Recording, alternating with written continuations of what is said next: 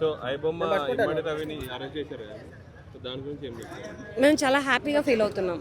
ఒక సినిమాలో నటించే నటీనటులుగా మాకు పని లేకుండా చేశాడు, మాకు ఫుడ్ లేకుండా చేశాడు, మేము రెంట్లు కట్టుకోవడానికి కూడా ఇబ్బంది పడేలా చేశాడు ఈ ఐబొమ్మ పెట్టినటువంటి రవి అనే వ్యక్తి. మాకు ఇంతకు ముందర పనన్నా దొరికేది. ఈ ఐబొమ్మ రాకముందు సినిమాలు బాగా చేసేవాళ్ళు, అవి ఒక్కొక్క సినిమా వచ్చి 100 days ఆడేవి, ఒక్కొక్క సినిమా వచ్చి 50 days 70 days ఇలా ఆడేవి. అటువంటి రోజులు లేకుండా, అటువంటి రోజులు మళ్ళీ తిరిగి రాకుండా చేశాడనమాట. ఒక్క షో పడిందా, మార్నింగ్ షో, ఈవినింగ్ కల్లా ఐబొమ్మలో వచ్చేసేస్తుంది, సినిమా రిలీజ్ చేసేస్తారు. ప్రజలందరూ ఐబొమ్మకే సపోర్ట్ చేస్తున్నారు. చేస్తారు, ఏముంది, ఇంత ముందర సినిమాకి ఎందుకు సపోర్ట్ చేశారు, ఇప్పుడు ఐబొమ్మకి ఎందుకు సపోర్ట్ చేస్తున్నారు? ఐబొమ్మలో ఉన్నదేంటి, సినిమా థియేటర్లో లేనిదేంటి?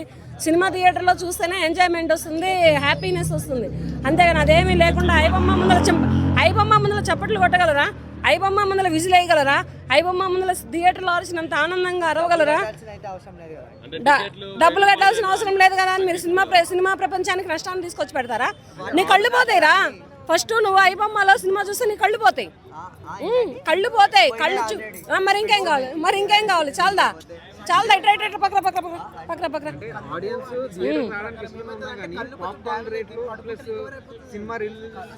ఇదిగో ఈ అబ్బాయి కంట ఐబొమ్మలో సినిమాలు చూసి చూడటం వలన కళ్ళకి చూపు తగ్గిందంట.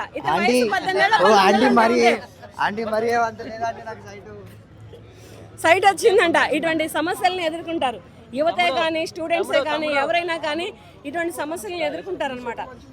పెద్ద స్క్రీన్ మీద, సిల్వర్ స్క్రీన్ మీద చూసేటటువంటి సినిమా ఫోన్ స్క్రీన్ మీదనో, లేకపోతే ఇలా టీవీ స్క్రీన్ మీదనో, లేకపోతే ఇలా హోమ్ స్క్రీన్ మీదనో చూస్తే లాభం లేదు. కనుక